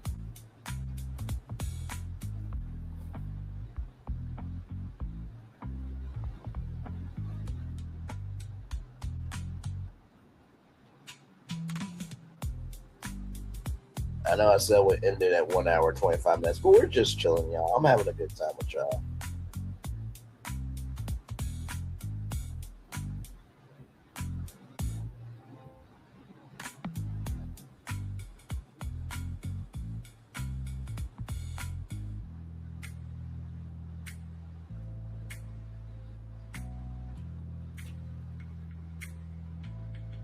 But like I said, we shall see. I don't think it's the end of. It's not. It's never going to be the end of Nintendo inside the Universal Parks ever. I think that they are trying to figure out what to do. I do believe Zelda is coming to Orlando. I do believe that a lot of people think it's going to be E.T. Coaster, the ride home. Well, I mean that's the E.T. attraction over there by Men in Black, right? You know what I mean? So I don't think that E.T. ride is ever going to leave. I mean, Steven Spielberg, the Universal one, you know what I mean? So, and plus on that, I don't think every legacy ride needs to be taken out. I think when you start taking out the foundation of how people know you, I think you also destroy how they can connect to you. Ooh, that was a word. I think when you take out the foundation of how people know you, you're also destroying how they can connect to you. When you take out the foundation of how people know you, you're also destroying how they can connect to you. One more time for the one more time. When you take out the foundation of how people know you, you're also destroying how they can connect to you. Disney, you should be taking notes on that. Hell. Josh is probably like, Bryla, we're trying. We're building a Monstropolis on a roller coaster. We're building a whole part of the Star Universe. We're building a tropical America. Why are you saying we ain't got nothing at all? We're sick of you saying we're learning creativity. We're sick of you saying imaginary sucks. We're sick of you thinking that you're the shit. Just give us a chance. No.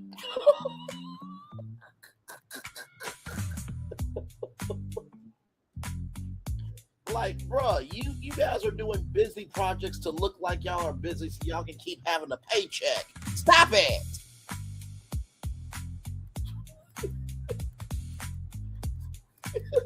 Forward to please tomorrow call. And you know what? Honestly, to y'all, back to the main question, right? I know what some of you probably are thinking. My friend Michelle said this to me. It's like, you know, for all these companies that you talk about, you really want to work with them. I'm like, here's the thing, right? I am a media, cultural, social commentator, right? Before I got in the game, and I will be that after I get into the game, right? So they can't get mad at me for the commentary that I gave before I got to them. Like, sorry. Like, you really expect me to go back on all the theme park commentary that I made because now I'm working for Disney? No, that's not how that works. Same thing with Universal. Like, no, that's not how that works. Like, everything that I have talked about and will talk about and will continue to talk about is public information, right? So it makes no sense to me for me to apologize off of me giving commentary off of public information. That makes no sense whatsoever. Now, I would understand if I said something, you know, top secret from the IT servers, or if I said something from a conversation that was supposed to be private, or if I signed an NDA, that's different. But for you to get upset with me over public information that everybody else is talking about, no, and no. The hell? That's like Josh Morrow saying, you know, when you talked about our Disney parks, you know, Walt Disney Imagineering, you know, with Adobe Firefly, and saying that we're not going to do anything with it because we have no creativity, that hurt my feelings. No, that was public. Sorry, what you want me to do?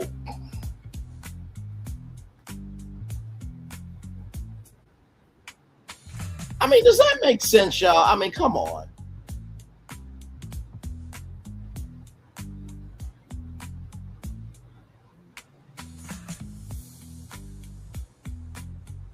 I'm never going to just be mean and malicious just to be mean and malicious in any of my content. If anything, I think I'm probably one of the more decent, sane, and respectful content creators. Like, if you become a destination on the show, just know I'm going to give you love, grace, and space. I'm going to say what's on my mind too, but I'm not just going to drag you just to drag you.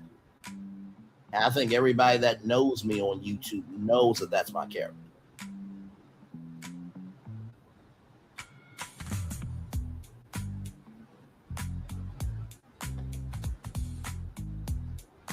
Because if you look at some other YouTube channels, you'll be running back over here saying, Braylon, please cover my story. Excuse me. Because there are some content creators that just will not care. They will say anything and everything. We're good. No Swifty attack, and Phil is good too. Child, listen.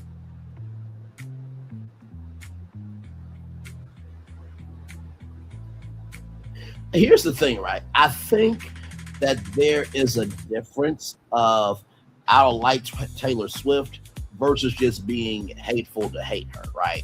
Now, I will say it did get a little bit, long in the tooth when they kept mentioning Taylor Swift every time at NFL game. It did get a little long in the tooth. It's just like, okay, come on now.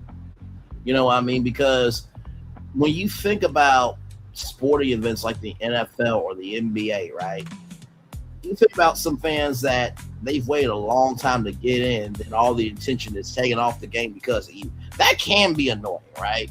That's just like, if a celebrity comes to a graduation, right?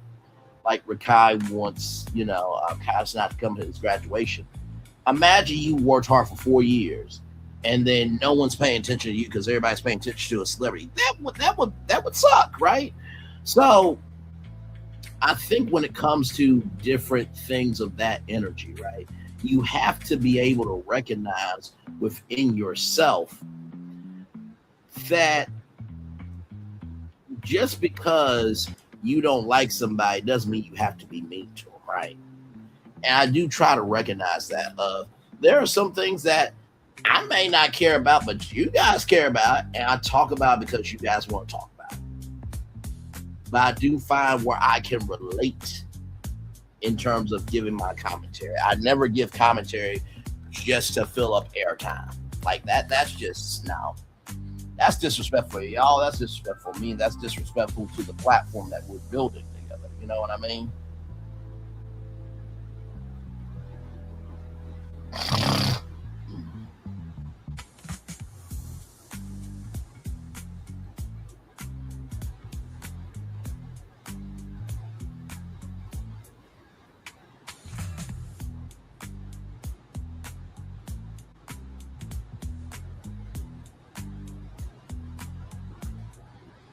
But yeah, I want everybody to win Baltimore too. We have to be honest with each other in commentary, okay?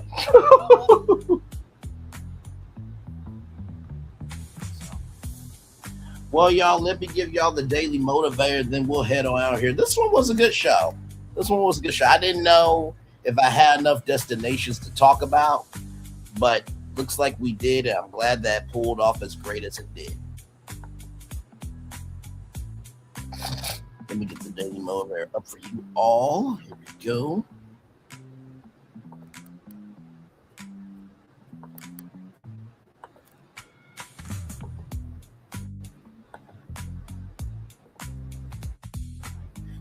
Right here. If you have no critics, you'll likely have no success. Malcolm Forbes. Well, child, you're probably right, because if you ain't got critics, you ain't doing something right. But anyway, it's time for Daily Motivator for Tuesday, June 23rd, 2026.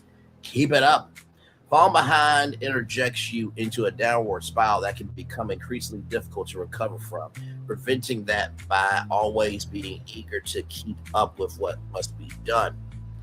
Keep up with the little chores and you'll create uninterrupted time for the big tasks. Keep up with the major obligations and you'll position yourself to capitalize on opportunities that come your way. Yes, keeping up can feel like you're expending energy to stay even. Bear in mind, though, that staying even is preferable to falling behind. You can optimize your time and effort by minimize procrastination. When you know it's anything that needs attention, give it that attention. Get on it right away. Keep up and prevent minor problems from growing into big problems. Keep up and you build a solid structure to keep to support you in getting ahead. As the hours and days go by, it's worth your trouble to keep up. Your future self is sure to benefit and to thank you for your diligence, Ralph Molson. So, I was talking with a couple of coworkers of mine today. I said to them, I don't think people really understand how big it is to pitch 13 pitches to one network.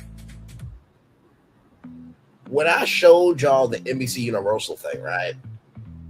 A pitch deck minimum for that competition up to 10 slides.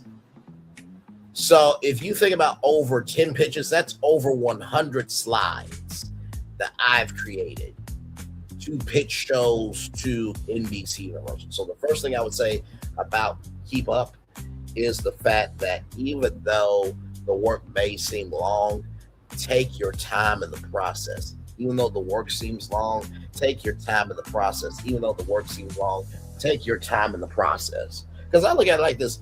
I would have rather done 13 pitches than just one pitch. Because now what NBC Universal is going to see is a couple of things. One, oh, damn, this dude did 13 pitches. Two, if we reject him, then we have to reject him for all the pitches. But number three, they're actually going to have to go through each pitch. They'll have to go through 13 different pitches and be like, damn, I like that one. I like that one too.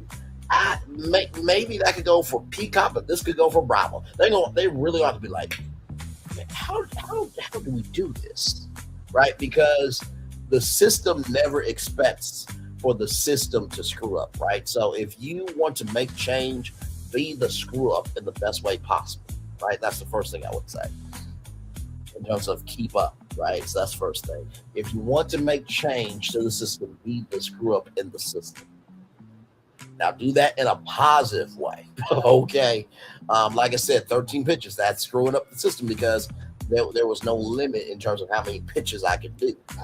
So now they're going to have to go through each one, and hopefully I'll be one of 5 to get it because I pitched some really good shows to them. I think there's some shows that, let's just say, NBC's casting website will crash down for, right?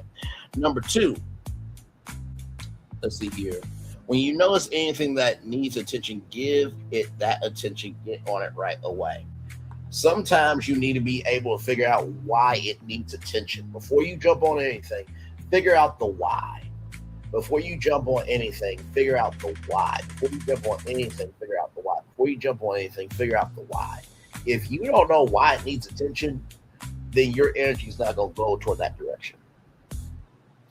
If you do not know why something needs attention, then you're not going to give it that attention. If you don't know why something needs attention, then you're not going to give it that attention. If you don't know why something needs attention, you're not going to give it that attention. That's the second thing I want to tell you. Then finally, the third thing I want to tell you is this. As the days and hours go by, it's worth your trouble to keep up. All you have is one life, right? And you may have heard of this. Just because your dream is delayed doesn't mean that it's denied. Sometimes the dream that we want is not the dream that we need, right? And, everybody talked about Kai Cenat and Streaming University, and apparently Streaming University is in Los Angeles this year. It was in Akron, Ohio, but it's in LA. Here's the thing, right? If you got into Streaming University, congratulations, but that don't mean you made it.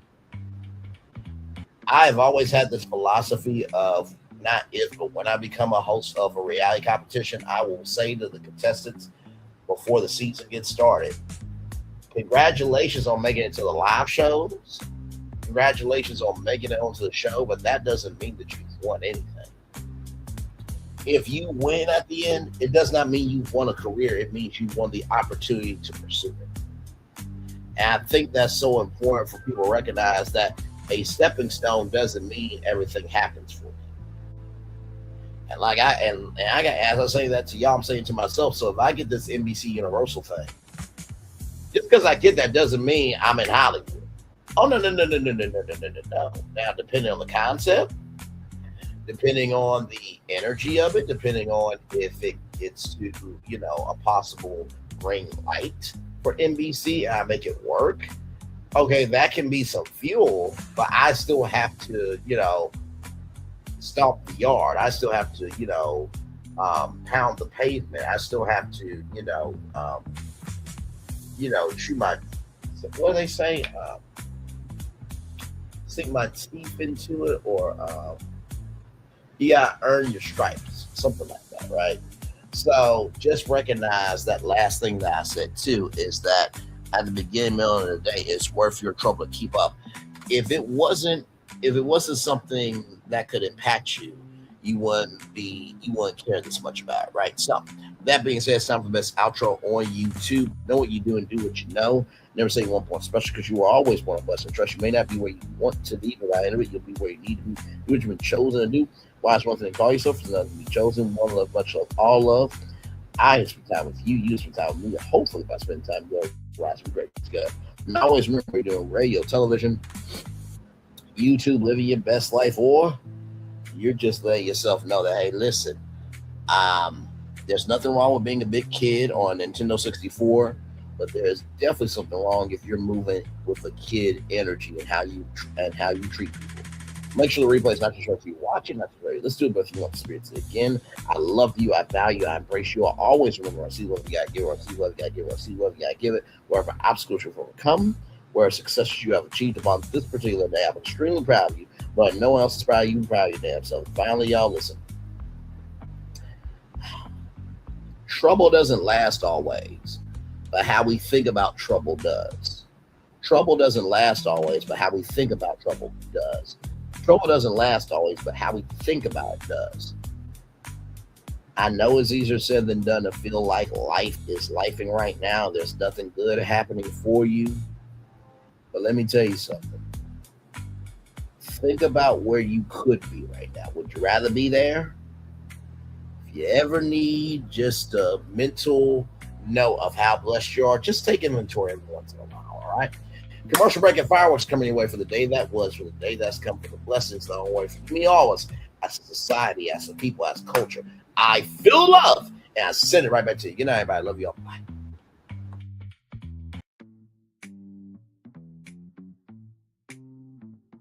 I thought I should tell you they've been talking about you.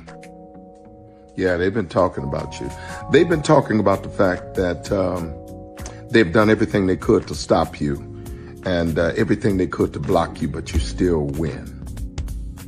They've been talking about the fact that they have undermined your success and they have tried to sabotage your seasons, but you keep winning. They've been talking about the fact that even though they don't like each other, they get together to try to kill you, but you keep winning. They've been talking about the fact that you were voted least likely to succeed, but like cream, you keep rising to the top.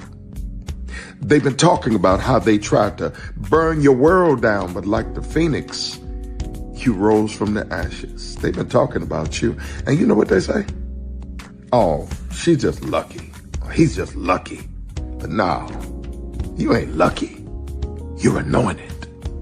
You got something on you. You got favor on you. You got power on you. You were born to win. Now they can call it luck, but it's grace.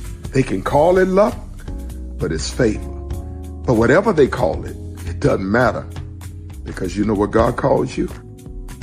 Do you know what God calls you? A winner. I thought I should tell you they've been talking about you. Yeah, they've been talking about you. They've been talking about the fact that they've done everything they could to stop you and everything they could to block you, but you still win. They've been talking about the fact that they have undermined your success and they have tried to sabotage your seasons, but you keep winning. They've been talking about the fact that even though they don't like each other, they get together to try to kill you, but you keep winning. They've been talking about the fact that you were voted least likely to succeed, but like cream, you keep rising to the top.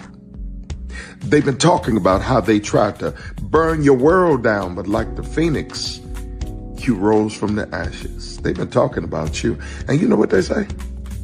Oh, she's just lucky. He's just lucky. But no, you ain't lucky. You're anointed. You got something on you. You got favor on you. You got power on you. You were born to win. Now, they can call it luck, but it's grace. They can call it luck, but it's favor. But whatever they call it, it doesn't matter, because you know what God calls you? Do you know what God calls you? A winner. I thought I should tell you, they've been talking about you. Yeah, they've been talking about you. They've been talking about the fact that they've done everything they could to stop you and everything they could to block you, but you still win. They've been talking about the fact that they have undermined your success and they have tried to sabotage your seasons, but you keep winning. They've been talking about the fact that even though they don't like each other, they get together to try to kill you, but you keep winning. They've been talking about the fact that you were voted least likely to succeed, but like cream, you keep rising to the top. They've been talking about how they tried to burn your world down, but like the phoenix, you rose from the ashes. They've been talking about you. And you know what they say? Oh, she's just lucky. He's just lucky. But no, you ain't lucky. You're anointed. You got something on you. You got favor on you. You got power on you. You were born to win. Now, they can call it luck, but it's grace. They can call it luck, but it's favor. But whatever they call it, it doesn't matter, because you know what God calls you? Do you know what God calls you? A winner. Good evening. My name is Mark Woodbury. I'm the chairman and CEO of Universal Destinations and Experiences. Well, we're finally here. Tomorrow we begin a new chapter at Universal Orlando Resort as we open Epic Universe. We built this place for you. I want to thank you, our fans, for your love of our stories, characters, and immersive experiences that inspired this incredible place. Epic Universe represents over 8 years of meticulous planning, immense creativity, and innovation, combined with unmatched craftsmanship and operational excellence on the part of thousands of people who have brought to life the stories and characters that live beyond each of Epic's portals. But it represents so much more.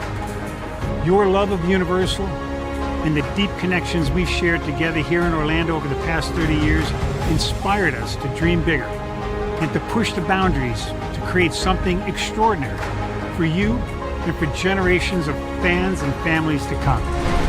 And tomorrow, as we open Epic Universe, I can't wait for you to experience this place for yourself. Now it's your turn to step inside, to lose yourself, and to share this place with the ones you love most. As we open this park, we hope your world becomes a little more epic. Tomorrow, Epic Universe becomes yours.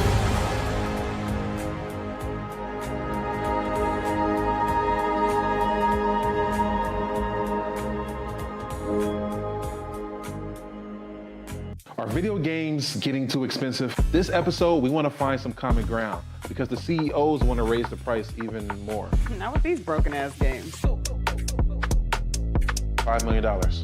That's how much San Andreas costs to make. Is it their fault for selling or our fault for buying? Corporations claim all this stuff. Devs say otherwise. Sports gamers, cozy gamers, whatever you call the people who play Power Wash Simulator. I think it stings a little bit more because I'm spending my actual money and my mom is not. Imagine they get rid of all movie theaters and then charge you the same price to watch the same movie at home. That's like every streaming service.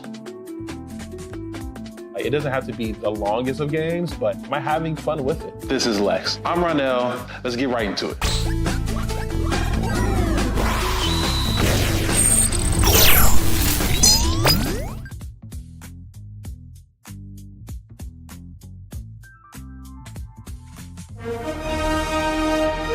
Prepare for a journey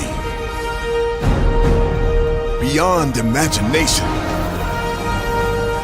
beyond belief, beyond anything you've experienced before. Universal Epic Universe, a new theme park where you'll step through extraordinary portals to 5 immersive worlds. Prepare for a cosmic voyage of discovery, an isle of fire-breathing excitement, a shadowy world of monsters and mystery, new wonders in the wizarding world, and a new way to play. Plus the splendor of a magnificent resort hotel overlooking the park. It's all new excitement at Universal Orlando Resort. A week's worth of vacation thrills with 4 amazing theme parks, a variety of spectacular themed hotels, and incredible dining and entertainment. It's all at Universal Orlando Resort, where you'll find new adventures every day. Explore the astonishing worlds of Universal Epic Universe at Universal Orlando Resort. Because here's the thing, a good streamer can find other content. Because here's the thing, a good streamer can find other content. Because here's the thing, a good streamer can find other content. Because here's the thing, a good streamer can find other content. I've been moving on my own accord, covering Black culture. There is more to life. I heard that, friend. Braylon, shout out to Braylon. Make sure y'all go follow Braylon in case y'all haven't. I love your content. I have been moving on my own accord, covering Black culture. There is more to life. I heard that, friend. Braylon, shout out to Braylon. Make sure y'all go follow Braylon in case y'all haven't. I love your content. I have been moving on my own accord, covering Black culture. There is more to life. I heard that, friend. Braylon, shout out to Braylon. Make sure y'all go follow Braylon in case y'all haven't. I love your content. Child, Braylon been over there doing his thing, minding his GD business, staying out of trouble, trying to get the folks some positive stuff to talk about. Besides lying all the damn time. Child, Braylon been over there doing his thing, minding his GD business, staying out of trouble, trying to get the folks some positive stuff to talk about. Besides lying all the damn time. Child, Braylon been over there doing his thing, minding his GD business, staying out of trouble, trying to get the folks some positive stuff to talk about. Besides lying all the damn time. Child, Braylon been over there doing his thing, minding his GD business, staying out of trouble, trying to get the folks some positive stuff to talk about. Besides lying all the damn time. Child, Braylon been over there doing his thing, minding his GD business, staying out of trouble, trying to get the folks some positive stuff to talk about. Besides lying all the damn time. Child, Braylon been over there doing his thing, minding his GD business, staying out of trouble, trying to get the folks some positive stuff to talk about. Besides lying all the damn time. Child, Braylon been over there doing his thing, minding his GD business, staying out of trouble, trying to get the folks some positive stuff to talk about. Besides lying all the damn time. Child, Braylon been over there doing his thing, minding his GD business, staying out of trouble, trying to get the folks some positive stuff to talk about. Besides lying all the damn time.